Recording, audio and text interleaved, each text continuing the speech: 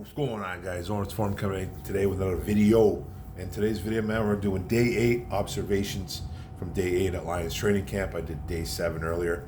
Sorry, I was a day behind, but day 8 happened today, 2024, and we got some of this news from all this news from the Detroit Lions beat writers, my go-to guys: John Macaron, Jeremy Reisman, Jeff Risdon, Eric Schlitt, Tim Twentyman. Those guys are the source, and I get that info and I put it out to you guys, and you guys come follow me, and I appreciate it, man. But those guys get all the credit, so shout out to those guys. Participation, everything basically the same as day 7. Some different news though, a little bit. Guys like Reader out, Kaminsky's on the IR, Christian Mahogany on the NFI. Reader Knight, Zonovan Knight too, Mahogany, like I said, Coyote Iwasika. Don't know too much about Coyote Iwasika, the reserve guard. Don't know too much about him. We did have a practice in-house, a couple of them actually, but big one from rookie, the 4th round guy, running back Sione Vaikai with a shoulder. Don't know too much about it just yet. Hopefully it wasn't too serious. He did not return though. Who else? Malcolm Rodriguez and Carlton Davis did go down for a little bit during one portion of practice, but they did return, both of them. So that was a good sign. Maybe it's got a little nicked up. It's going to happen. But back to the Vaikai. He's currently in this RB3 competition with Craig Reynolds, who looks to be kind of running away with that RB3 spot right now. It is early. Zonovan Knight too, Jamar Jefferson, who's been playing, I guess, a little bit better in camp. Haven't heard too much, but we did get a little info today. And Jake Funk in there too. Jake Funk's in trouble, but Reynolds being the clear front runner. But like I said, no Knight was there either, but he was seen working on the jugs machine and doing some hills. The Matt Patricia hill, they call it. I think they call it Mount Patricia. I saw that from a beat writer, and I was like, I almost vomited right on the spot when I heard that. So, and then Branch came back too. He's full go a little bit. They're kind of easing him in a little bit, but he is ramping up his reps and his sets and all that stuff. He did sit a little bit in some portions, but they're ramping him up. He's doing more than he was in the past in prior situations. So then it's a one-on-one. Started off with some open field tackling drills. St. Brown versus Terran Arnold. Really nice win by Terran Arnold on that one. J-Mo versus Rakestraw. They went up against each other twice. Williams trucked him over pretty good on one, and then Rakestraw got revenge and kind of slammed him to the ground on the next one. So Rakestraw's not taking no BS. And then Kirby Joseph knocked down Gibbs. Kirby's out here throwing his body around, and then Gibbs won the next one too, got a little bit of revenge on him, juked him out of his shorts.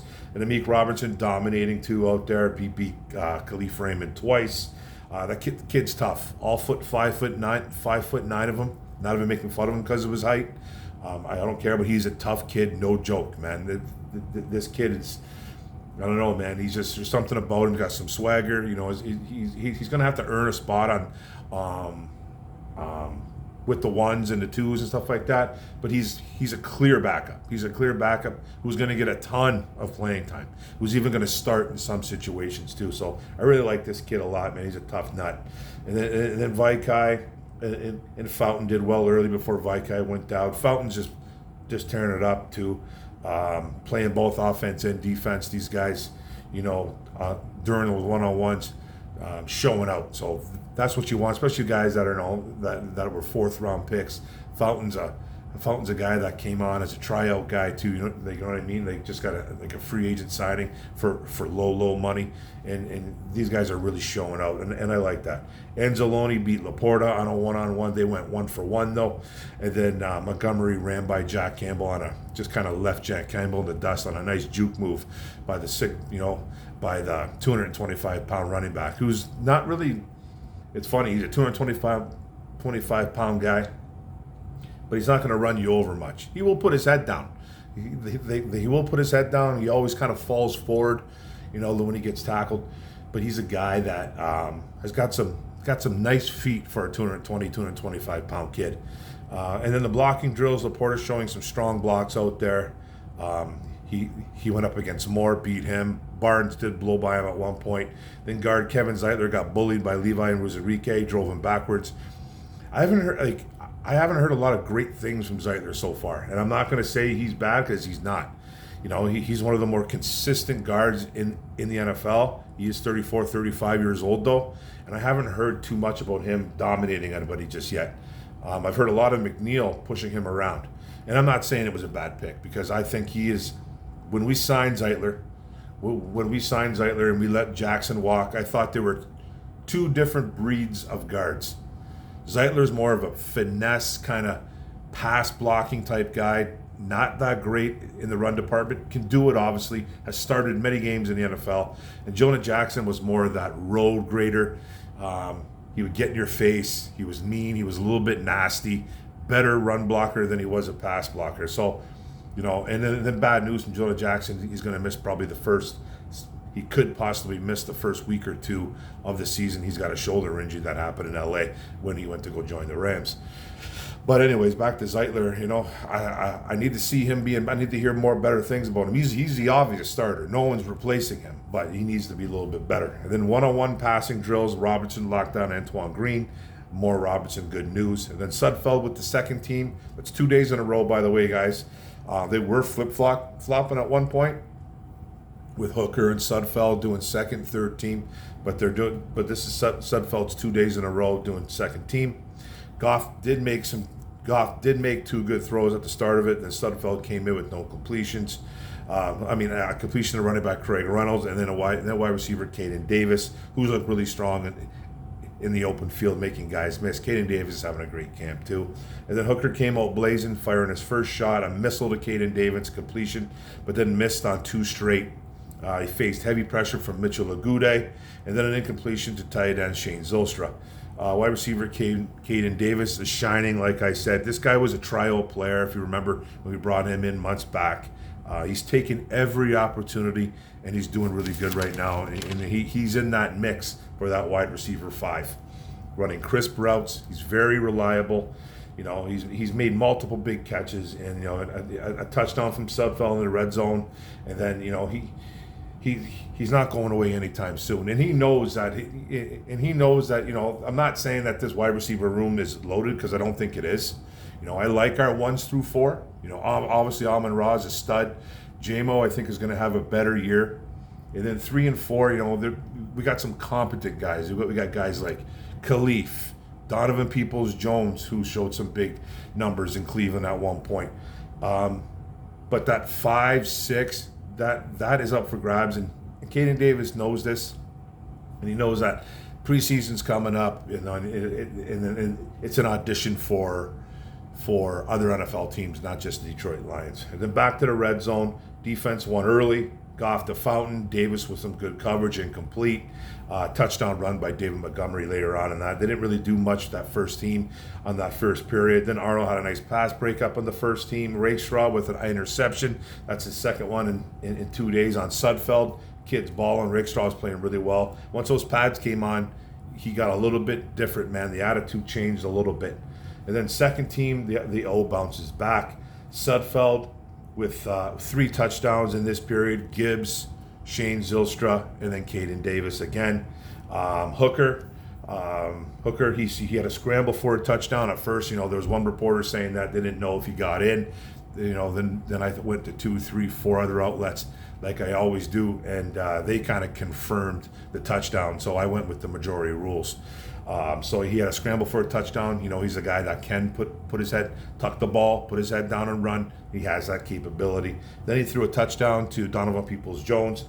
Then he looked a lot more mobile. He looked more accurate on day 8. So it's a good sign for him. Ben Johnson is seeing these things too. He's come out and he said he notices the work he's put in. You know, he's had some frustrating days. He's had some really good days, but he sees the progress, and that's all I want to hear. And then, of course, people are going to say, well, what's he supposed to say? But one thing I've ever noticed about this regime is that they are super, super transparent, especially guys like Campbell. Ben Johnson, I haven't heard him talk as much. Of course, I've heard him talk quite a bit, but one thing I've noticed that they're all kind of transparent. Aaron Glenn's been transparent, even Ben Johnson to a point. Campbell is just transparent through the roof, sometimes too much. But these guys aren't just going to say that they see things and then not really, and just fluff you, just lie. Because they say something about Manu a little bit later on, or don't say nothing about Manu, which kind of speaks volumes. Ben Johnson too, and hopefully I remember to speak about that. And then situational drills, first team offense, down 31-24, 31 seconds left, 2 timeouts from the 41-yard line.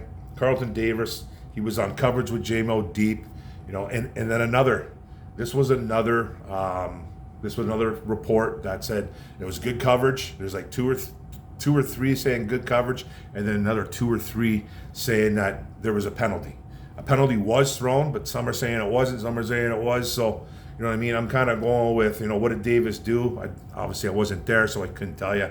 But it was almost a draw down the middle. So, Davis kept up with him, but apparently he tugged on him. Some people say he didn't even tug on him. And then Goff found Laporta. And then it was incomplete to JMO. Then a first down, Goff to Darius Fountain. And then 2 passes in a row to St. Brown, complete. One for a touchdown, and another one was a short, like an 8-yard gain, and another was a touchdown. Heavy pressure by the D. And, there's a little asterisk I made by this because there was another report, because sometimes these guys, man, these beat reporters are fantastic. They're obviously seeing things differently. They're all not going to have the exact same thing. That's why I like to go to 4, 5, 6 different outlets. And one reporter, I believe it might have been Twentyman.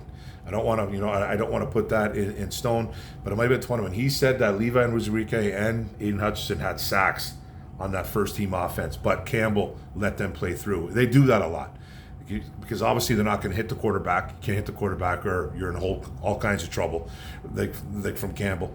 And so Campbell apparently let the sacks go through, and they just continued. So they obviously told him, Hutch letting up, Levi letting up, not touching him, kind of maybe just not even tapping him on the back, not even doing anything like that, just kind of letting up, running right by him, probably yelling sack, probably doing something like that.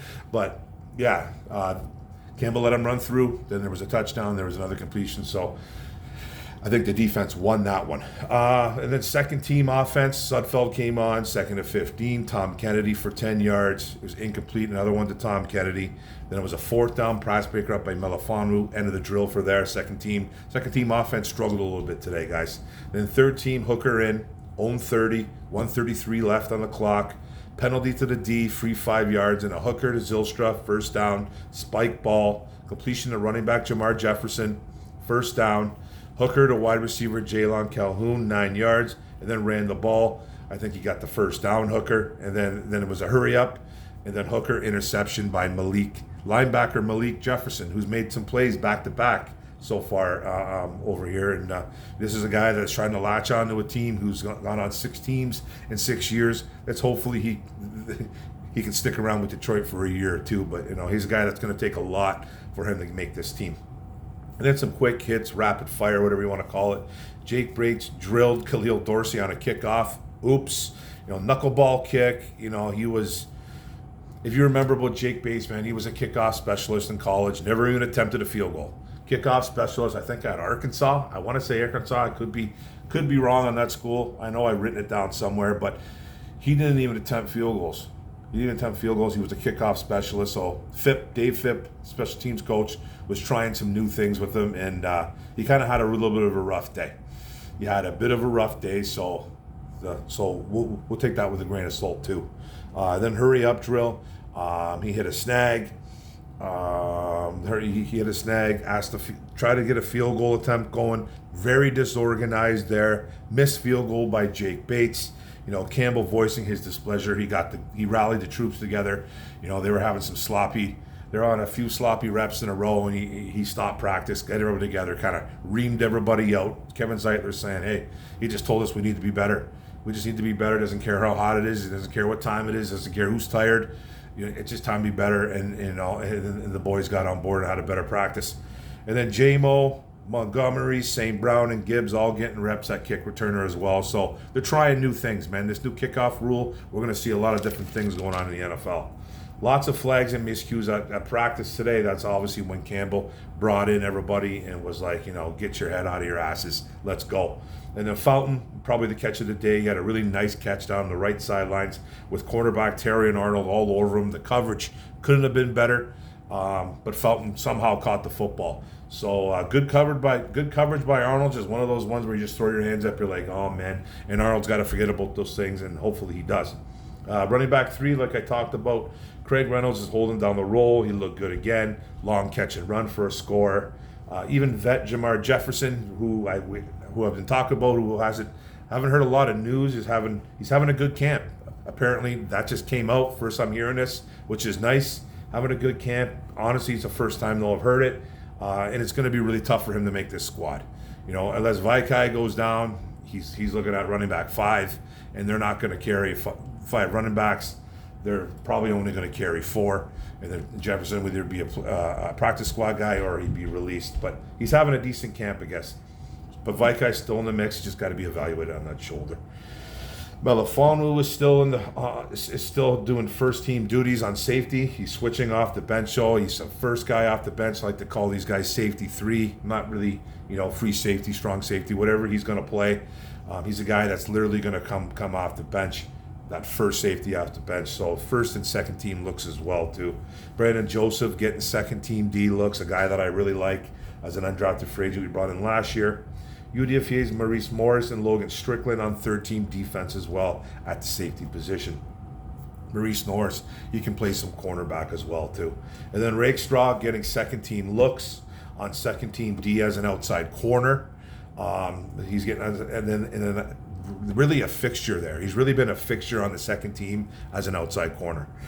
First team as well with Darnold. He's getting those type of looks too, with Davis kind of in and out.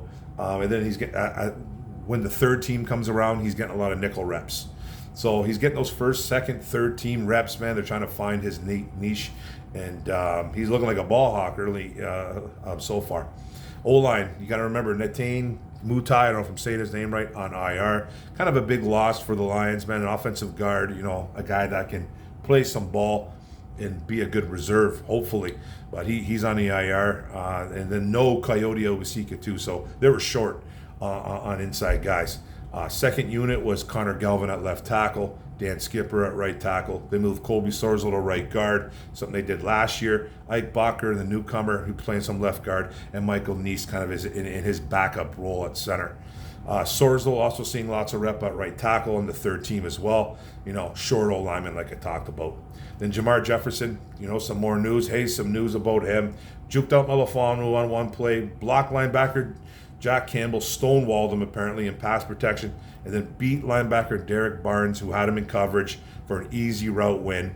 Then made a few plays on situational downs as well. So, hey, if you're a big Jamar Jefferson fan, there is some news right there. Good to see the kid get some positive feedback. And then Kirby Joseph with a big day too. He tackled Gibbs. Talked about it earlier. I talked about it earlier. He lit him up. And then pass rush Rin. Beating out Brock Wright. Wright kind of had a bad day today too as well. Covered up. Then tight end Zostra on some pass coverage. Barnes looked good rushing the passer, something that he's been pretty good at since college when he was a Purdue Boilermaker as well. And then he slipped right by David Montgomery as well too when Montgomery was trying to block him. And Montgomery is one of the better run blocking and pass blocking running backs in the NFL, and he just slipped right by David Montgomery. And then more rapid fire. Gibbs struggled in pass protection today. Not really known for doing that. Not going to see him a lot in pass protection, but he needs to be better, obviously, but it's not his thing. He did finally win a rep against linebacker Malcolm Rodriguez. Jack Campbell struggled today as well. Couldn't bring down Monty twice. He didn't look as sharp in coverage. Just a bad day for Jack Campbell. It happens. Then more O-line talk. First team looks really strong, obviously, in one-on-ones. McNeil pushed Glasgow deep, though. That was really the only good win, but Levi did dip under a block by Kevin Zeitler. Hutch wins a stalemate on wins a stalemate on Sewell. So both guys couldn't get off their blocks, but you usually call that win by the defense, especially if Hutch is holding up Sewell, he's not letting him get off him. It just all depends on the certain situation what the play is, but they gave Hutch the win on that one. Barker won his reps versus rookie Makai Wingo. I think Wingo did have a sack today, though. We'll talk about that. And then international player David Bada, who's kind of struggled since coming in as an international player.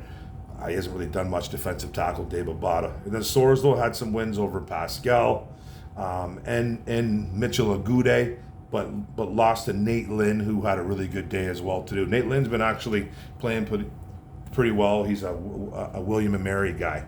UDFA center Kingsley Aguakin, a guy that I really liked, who I talked about, got a shutout from Ben Johnson for praising his work ethic. He said they're cross training him at guard as well too. Now, especially with some guys that are a little bit banged up, you're gonna have to do that even more. Kingsley ended up beating Broderick Martin and Chris Smith, the defensive tackle. Hutch beat him though with an inside move. McNeil beat him as well. Mikhail Wingo did record a sack like I talked about today. Bates struggled today. Again, he had a little bit of a struggle today against no defenders too. Missed like 3 of 4 attempts from between 50 and 54 yards. He went 7 for 12 on the day by one reporter. I believe Jeff Risen's the one who reported that, but he did say he didn't see his whole body of work. But he said he struggled on some kicks. 50 to 54 long kicks, but with nobody in front of you, that's a little bit of a situation. Not time to press the panic button or anything like that, but they need to bring somebody in.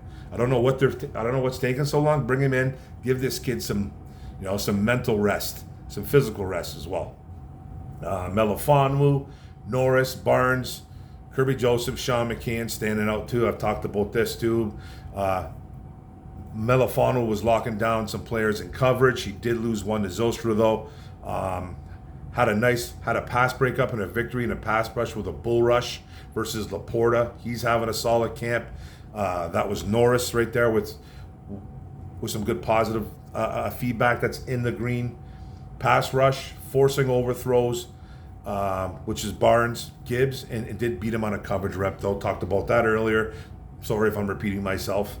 Overall, great day from guys like Kirby Joseph too, winning coverage reps and then had a rare pass rush win rep over Brock Wright, who struggled today. He did gain 15 pounds over the summer, Kirby Joseph, of muscle, so he looks good out there, and he's kept his momentum going.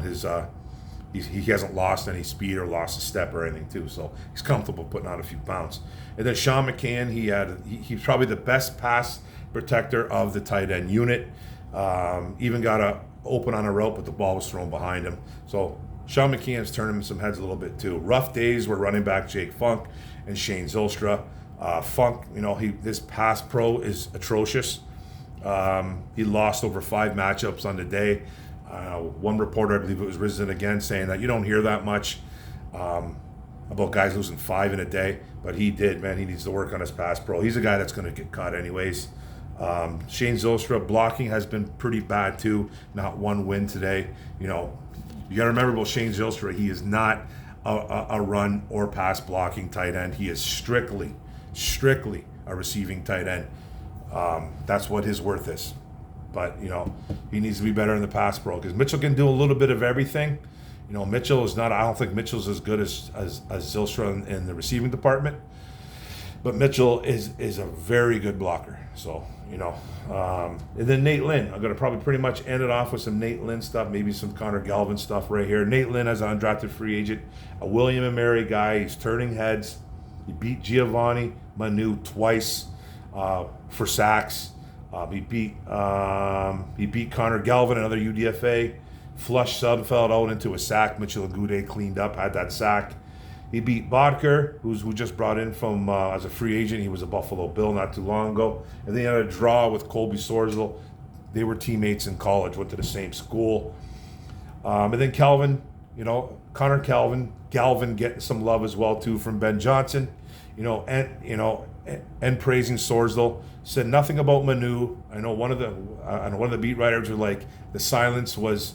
They don't want to use the word deafening, but they're like, the silence was It seemed almost deliberate. It seemed almost deliberate. He's not doing. I don't think Manu is doing the things that they want right now. He's well behind. He's well behind. That's how I kind of played it out. That's how I kind of heard it when I read it. You know what I mean? So I could be totally wrong. I could be so wrong. It's just, just one of those things where he just needs to be a little bit better, and he hasn't been, and he really hasn't been. And some reporters will take that as, okay, the silence is a little bit deafening, and I kind of read it as that too. So, but hey, man, I'm sure he'll get better. He's a developmental player, anyways. I don't expect nothing from Giovanni Manu. Giovanni Manu is playing for the Detroit Lions in 2024. We're in trouble. We're in trouble. So, yes. So that's it, guys. It ends right there. Long one, or it's going to be over 26 minutes long. I appreciate it, guys. Appreciate you guys coming and watching the video. Don't forget to hit the subscribe button on the bottom right. Hit that YouTube button. Get the notification bell up top. Hit the bell. Don't forget to like, comment, share this out. Detroit Lions, one pride. Let's go, baby. Boom. Detroit.